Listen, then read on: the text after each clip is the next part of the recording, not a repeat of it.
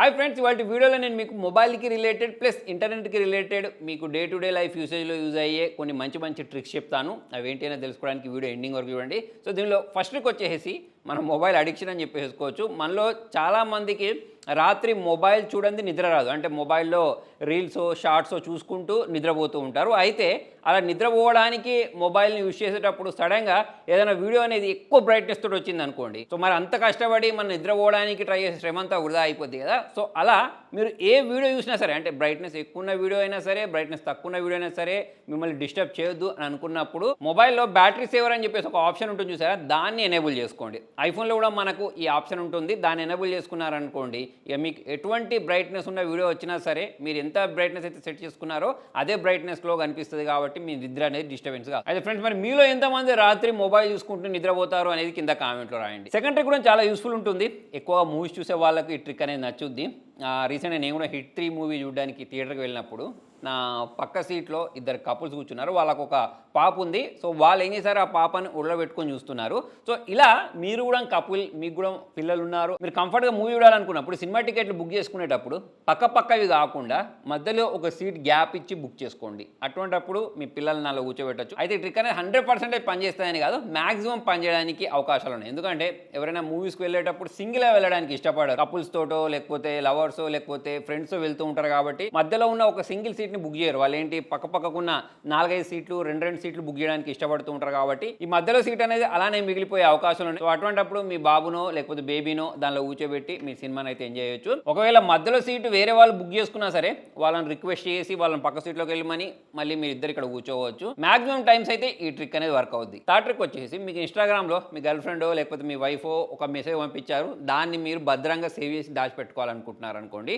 So అటువంటిప్పుడు మీరు ఒక చిన్న ట్రిక్ యూస్ చేయొచ్చు. దానికోసం మీ మొబైల్లో స్క్రీన్ రికార్డర్ ఓపెన్ చేసేసి దానిలో మీడియా అని చెప్పేసి ఒక ఆప్షన్ ఉంటుంది చూసారా, దాన్ని ప్రెస్ చేసి రికార్డింగ్ స్టార్ట్ చేసి, రికార్డ్ చేసేటప్పుడు దానిలో మైక్ అనే ఆప్షన్ని సెలెక్ట్ చేసుకోకండి. మరి మీ రికార్డింగ్ మొత్తం వినడం కంప్లీట్ అయిన తర్వాత స్టాప్ బటన్ ప్రెస్ చేసి దాన్ని, అది MP4లో సేవ్ అవుద్ది. అలా కాకుండా దాన్ని .mp3లోకి సేవ్ చేసుకోండి. సో అలా మీకు ఇన్స్టాగ్రామ్లో వేరే వాళ్ళు పంపించిన ఇంపార్టెంట్ ఆడియో మెసేజెస్ని సేవ్ చేసి పెట్టుకోవచ్చు. నెక్స్ట్ కూడా చాలా యూజ్ అవుద్ది. నేను రెగ్యులర్గా యూజ్ చేస్తూ ఉంటాను. మనకు ఏదైనా ఒక సమస్య వస్తే ప్రతిదీ మనం గూగుల్ అడగడమో, ChatGPT మధ్య గ్రోక్ని ChatGPTని అడగడం లాంటివి చేస్తున్నాం కదా. ఫర్ ఎగ్జాంపుల్, మీ చేతుకున్న చిట్క నేలి మధ్యలో ఎక్కడో చిన్న సూది గుచ్చుకుంది.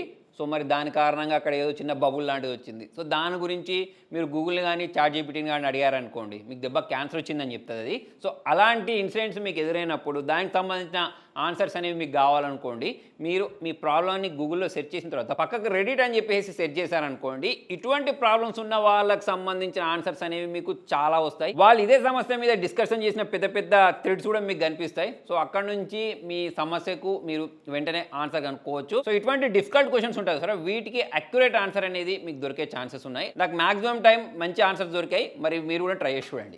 నెక్స్ట్ ట్రిక్, మనం ఎటువంటి VPN అవసరం లేకుండానే కొన్ని బ్లాక్ అయిన వెబ్సైట్స్ని ఓపెన్ చేయొచ్చు.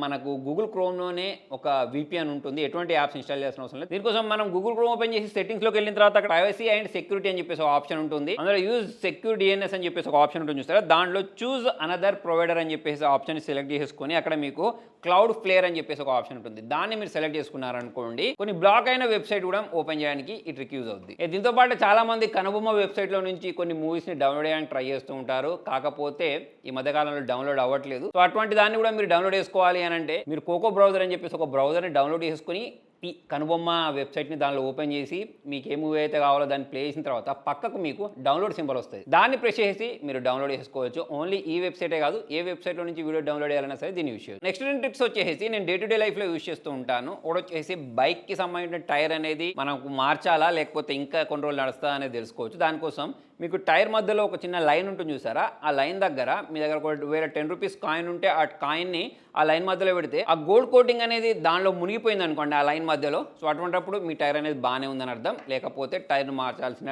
సమయం వచ్చిందని చెప్పేసి మనం అర్థం చేసుకోవచ్చు. నెక్స్ట్ వచ్చేసి కార్కి రిలేటెడ్, చాలా మంది దగ్గర బటన్ ప్రెస్ చేసిన వెంటనే అన్లాక్ అయ్యే కార్స్ ఉంటాయి చూసారా, అటువంటి కార్స్కి ఈ ట్రిక్ అనేది యూజ్ అవుద్ది.